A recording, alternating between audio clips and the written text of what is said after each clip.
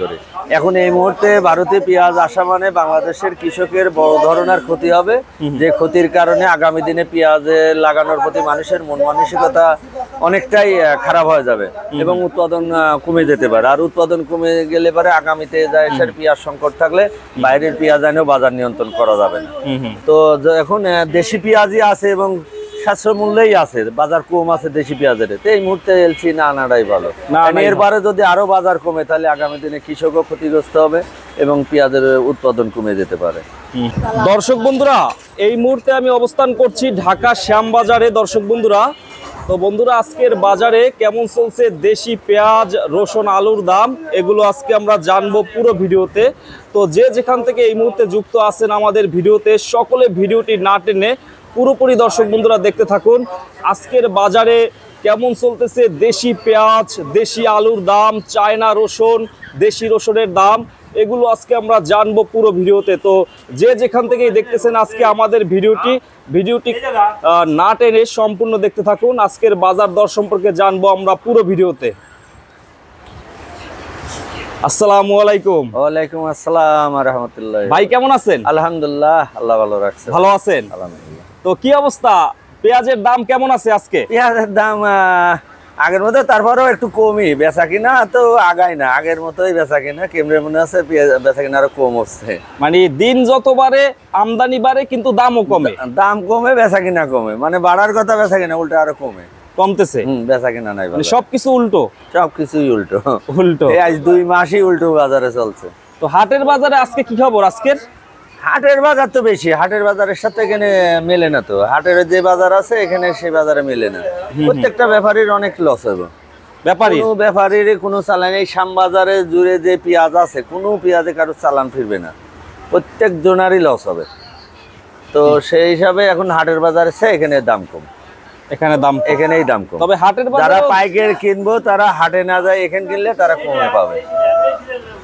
হাটের বাজারে না গিয়ে এখানে শ্যামবাজারে কিনলে বরঞ্চ আরো রেডি মাল কম পাবে, কষ্ট করা লাগবে না। হাটের বাজারে তো দাম কমছে কিন্তু শ্যামবাজারের চেয়ে বেশি যাই আছে এখনো হাটের বাজারের সাথে এখানে দাম কম পাচ্ছে। হাটে কিনলে যে পরিশ্রম করে মানে খরচ করে তারপরে যে বেচবে, তার সাথে এখানে এসে রেডি মালই কম দামে পাচ্ছে। তো সেই হিসাবে হাটের থেকে শ্যামবাজারের সুবিধা এখানেই বেশি, এখানেই সুবিধা বেশি। আচ্ছা, তো আলু দেখতেছি আলুর আমদানিও আছে। হ্যাঁ, মোটামুটি আমদানি। আলু কত আজকে ভাই? আলুর বাজার একটু বাড়ছিল, আজকে আবার 1 টাকা কম বিক্রি করতে হলো। গতকালকে যেটা 16 টাকা বিক্রি করেছিলাম ওটা আজ 15 টাকা বিক্রি। এইটা কি মুন্সিগঞ্জের? হ্যাঁ, এটা মুন্সিগঞ্জ। এইটা কত আজকে?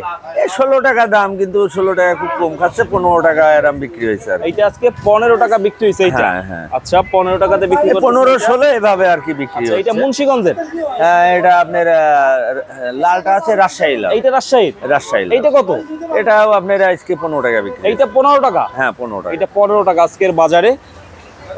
এরপরে রসুন কত আজকে? রসুন দেশি নাটোরের রসুন বিক্রি হয়েছে আপনার 70 টাকা থেকে 80 টাকা। নাটোরেরটা 70 থেকে 80 টাকা। চায়নাটা তো নাই? না, চায়নাটা নাই। আদায় তো 10। আদায়ের আগে বলছিলাম না যে বালিশ ছাড়া ঘুমানো, তো ঠিক একই জিনিস, আদার চিত্রটা বালিশ ছাড়া ঘুমানো। আদা বাজারে এখনো আপনার ঈদের আগের আদা এখনো বাজারে রয়ে গেছে, অনেকেই হয়তো টাকা দিয়ে ফেলে দিতে হচ্ছে। আবার কিছু আদা আছে এগুলা 10-20 এইভাবে বিক্রি হচ্ছে, 10 টাকা 20 টাকা এভাবে বিক্রি হচ্ছে। বস্তা চুক্তি 100 টাকা বিক্রি হচ্ছে, এমনও আছে মার্কেটে আদা।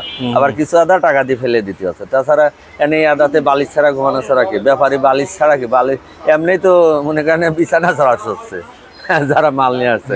এক গাড়ি আদাতে ম্যাক্সিমাম এসব গাড়িতে 4-5 লাখ টাকা 6 লাখ টাকা লস হবে এসব আদায়। তো ভাইজান ভারতের পেঁয়াজ কি আসবে? ভারতের পেঁয়াজ এমনই নাই, হয়তো কথা চলছে, তবে আসার এখনো ফাইনাল হয় নাই। তবে এই মুহূর্তে না আনাটাই আমি বেটার মনে করি। এখন এই মুহূর্তে ভারতে পেঁয়াজ আসা মানে বাংলাদেশের কৃষকের বড় ধরনের ক্ষতি হবে, যে ক্ষতির কারণে আগামী দিনে পেঁয়াজ লাগানোর প্রতি মানুষের মন মানসিকতা অনেকটাই খারাপ হয়ে যাবে এবং উৎপাদন কমে যেতে পারে। আর উৎপাদন কমে গেলে পরে আগামীতে দেশের পেঁয়াজ সংকট থাকলে বাইরের পেঁয়াজ আনেও বাজার নিয়ন্ত্রণ করা যাবে না। তো এখন দেশি পেঁয়াজই আছে এবং সাশ্রয় মূল্যেই আছে, বাজার কম আছে দেশি পেঁয়াজের, তো এই মুহূর্তে এলসি না আনাটাই ভালো। এরপরে যদি আরো বাজার কমে তাহলে আগামী দিনে কৃষকও ক্ষতিগ্রস্ত হবে এবং পেঁয়াজের উৎপাদন কমে যেতে পারে। তো এখন এলসি না এনে আমরা দেশে যে পেঁয়াজ আছে এই পেঁয়াজই বেশি শেষ করতে পারছি না। বাজারে যে পেঁয়াজ আছে বিক্রি নাই, বেচা কিনা যদি ভালো হয়, বাজার ঊর্ধ্বগতি হয়, সেই সময় আনলে সমস্যা না, কিন্তু এখন এই মুহূর্তে আনাটা মানে কৃষকের জন্য বড় একটা ক্ষতির কারণ হয়ে যাবে। আজকে সর্বনিম্ন কত বিক্রি হইতেছে সকাল থেকে? মনে করেন 42 টাকা থেকে 46 টাকা পেঁয়াজ বিক্রি হয়েছে। 42 থেকে ভালো ভালো পাবনার পেঁয়াজও 46 টাকা বিক্রি হয়েছে, এরকম যেগুলো আপনার 48-50 বিক্রি হয়, এইসব পেঁয়াজও 46 টাকা বিক্রি করছে। আর ফরিদপুরের পেঁয়াজ এগুলো বিভিন্ন রকম আছে, 42 আছে, 45 আছে, এরকম না? এই যেমন এই পেঁয়াজটা খুব ভালো পেঁয়াজ, তারপরও 45 টাকা, তারপরও বিক্রি হয় না, রয়ে গেছে। এটা 45 টাকা, তাও বিক্রি করতে পারতেছেন না? করতে পারি নাই, রয়েছে। আবার এই যে একটা পেঁয়াজ এটা 42-43 বিক্রি করছে, এটাও রয়েছে। তো বেচা কিনা কত খারাপ বোঝেন। অবস্থাটা তো বেশি একটা ভালো না, অনেক খারাপ। এখন বর্তমানে যা আলু বিক্রি করতেছিলাম এটাও আজকে অন্য দিনের তুলনায় একটু কম বিক্রি হয়েছে। দাম কমছে, তারপরও সেল কম। সেল তো আসলে কমের কারণেই দাম কমে। বাজারে যা দেখছেন তার মূল কারণ আছে সেল কম হইলে বাজার কমে। যদি সেল ভালো হয় অবশ্যই বাজার একটু ঊর্ধ্বগতিতে হয়, ভালো হয়, কিন্তু আসলে বেচা কিনা কম হচ্ছে, দিনকে দিন বাজার কমে যাচ্ছে। এই পরিস্থিতি ব্যাপারীরা তো একদম শুরু থেকেই খারাপ অবস্থা। এই বছর ধরে কোনো একটা ব্যাপারের কোনো লাভ নাই। আমার তো মনে হচ্ছে আগামী দিনে ব্যবসায়ী খুঁজে পাওয়া যাবে না। না, ব্যাপারীর যেভাবে লস আছে আগামী দিনে ব্যবসায়ী খুঁজে পাওয়া কষ্ট হবে, যে পেঁয়াজের ব্যবসা করবে এরকম মানুষ। এমন একটা অবস্থা এই বছর ধরে চলছে, খুবই খারাপ অবস্থা। হয়তো 5 দিন মারলে আসছে, 1 দিন 2 দিন লস হয়েছে, 3 দিন লাভ হয়েছে, এভারেজ করে চলে গেল। এটা একটা বিষয় সবাই আশা করি করে বা চলে। এখন যে অবস্থা দেখছি, আনলেই লস হয়, যে কোনো বাজারে আনলে এখানে আসলে বিক্রি করলে লস হয়। এভাবে কতদিন টিকবে ব্যাপারে? রাখি ব্যবসায়ীরা গত বছরের চেয়ে এবছর বেশি পরিমাণে রাখছে, তাই না ভাই? হ্যাঁ, গত বছর কিছু লাভ হয়েছিল, তো লাভ হওয়ার কারণে এবছরে বেশি ঝুঁকি নিয়েছে। মানে যার টাকা আছে সেই রাখছে। অন্য ব্যবসা তো সবাই বোঝে না, পেঁয়াজ রসুনটা রাখি করা যায়, আপনি নিজের বাসায়ও রাখতে পারবেন, রাখা যায়। যে কারণে অন্য ব্যবসা না জানার কারণে পেঁয়াজ রসুনের পারে বেশি আগ্রহ, আর এই কারণে অনেকেই পেঁয়াজ রসুন রাখছে। বর্তমান যে বাজার আছে এই বাজারে বিক্রি করলে যারা রাখি করছে লস হবে। আবার গত বছরে যেমন অনেকেই আলু রেখে তো কোটিপতি হয়ে গেছে, কিন্তু এই বছরে লস হবে।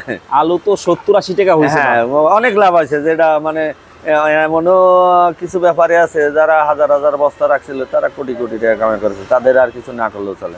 কিন্তু ওই আশা করে এবছর সাধারণ মানুষও, গরিব মানুষও, কিছু কিছু যারা জানে না ব্যবসা, তারাও কিছু মানুষ এই আলু রাখি করছে, তো তারা এবার লস হবে, ক্ষতিগ্রস্ত হবে, কপাল খারাপ, তারা ক্ষতিগ্রস্ত হবে। আর আলু আর রসুনটা কোল্ড স্টোরে রাখে না, রসুন কোল্ড স্টোরে রাখে না, শুধু আলুটা কোল্ড স্টোরে। আর রসুন রাখে কিভাবে? রসুন আপনি ঘরে রাখলেই চলে, আপনি পেঁয়াজের মতোই ঘরে রাখলে চলে, বরঞ্চ পেঁয়াজের চেয়ে রসুন রাখাই সুবিধা বেশি। রসুন আপনি স্টক করে দিয়েও বস্তায় করে রাখতে পারেন, কিন্তু পেঁয়াজটা ঢেলে রাখতে হয়। মানে রসুন বস্তায় থাকলে নষ্ট হয় না? না, নষ্ট হয় না। যদি আপনি ঘরেই থাকে ব্যবস্থা করে রাখেন তাহলে নষ্ট হবে না, বস্তায় রাখতে পারবেন। কিন্তু পেঁয়াজটা ওইভাবে লট করে রাখা যায় না, পেঁয়াজটা ঢেলে চাং করে রাখা লাগে, তো সেই হিসাবে রসুন রাখা আরো সুবিধাটা বেশি। হ্যাঁ, তো এই কারণে অনেকে আর কি যার জায়গা বাসা আছে রাখার মতো, অনেকে এই বছর পেঁয়াজ রসুন রাখছে, এখন আলু রাখছে। সর্বোপরি যারা রাখি করছে লসে আছে। রাখি ব্যবসা যারা রাখছে তারা কি এখন আশায় থাকবে নাকি বিক্রি আস্তে আস্তে করলেই? হ্যাঁ, অনেকেই এখনো হতাশায় থাকলেও আশাই আছে, বিক্রি এখনো করি নাই বা হয়তো করবে না, আর একটু দেখবে তারা সামনের দিনে কি হয়। তো আগামী দিনের অপেক্ষায় আছে, যদি বাজার এভাবেই থাকে হয়তো আরো 2-1 মাস পর থেকে অনেকেই বিক্রি করবে, যাই হোক লস হলেও। এখনো অপেক্ষায় আছে, সময় আছে তো, এখনো 4-5 মাস আছে, যেহেতু রসুনে এখনো 5-7 মাস রাখার মতো সময় আছে, পেঁয়াজও সেম তাই আছে। তো হয়তো মানুষ আরো 1-2 মাস দেখতে পারে, তারপরে যদি দেখে যে না আসলে বাজার আর পরিবর্তন হচ্ছে না, সেক্ষেত্রে মন মানসিকতা হারাই যাবে, লস লাভ যাই হোক বিক্রি করা শুরু করবো আর কি। তো ভাইদের শপের নাম হচ্ছে আলহাজ, মেসার্স আলহাজ বাণিজ্যালয়, শ্যামবাজার, লালকুটির মোড়, ঢাকা। আচ্ছা, মেসার্স আলহাজ বাণিজ্যালয়, শ্যামবাজার, লালকুটির লালকুটি, ঢাকা। আচ্ছা, ভাইয়ের নামটা কি? আমার নাম মোহাম্মদ মন্টু। মন্টু ভাই, জি। ফোন নাম্বারটা বলে দেন। 01725442311। আর এই নাম্বার থেকে 01725442311। এই নাম্বার থেকে যে কোনো জায়গা থেকে ফোন করে মাল ক্রয় করতে পারবে এবং বিক্রি করতে পারবে। আমরা কমিশন রেখে আপনার তাদের যেভাবে বিক্রি হয় আমরা তাদের হাতে উঠাই দেবো সে টাকা। তারা ব্যাংকে নিলে নিতে পারবে, নগদ নিলেও নিতে পারবে। এরপরও ভিডিওর ভিতরে আপনার নম্বরটা দিয়ে দেবো, কার্ডে তো নাম্বার আছে। হ্যাঁ আছে। আচ্ছা আচ্ছা, তো সর্বশেষ সংক্ষেপে 2 লাইনে কি বলতে চান কৃষক ব্যাপারীদের জন্য একদম সর্বশেষ? আমি সর্বশেষ এতটুকুই বলতে চাই, এখন না লাভ লস যাই হোক, ব্যবসা যত করতেছে করুক, সামনে হয়তো সামনের সপ্তাহের দিকে হয়তো মাসের 5-7 তারিখ দিক থেকে বাজারটা একটু পরিবর্তন হতে পারে।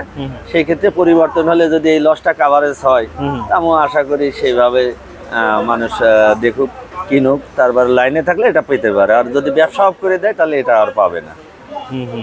তো আগামী দিনে আসলে সবাই আশা করে লাভ করার জন্য, তো আশায় থাকাটাই ভালো। আমরা যেমন আশায় আছি আগামী দিনে বেচাকেনা ভালো হলে আড়তদারি ভালো হবে, এবং ব্যবসায়িকও সেই আশায় আছে, দীর্ঘদিন লস দিচ্ছে।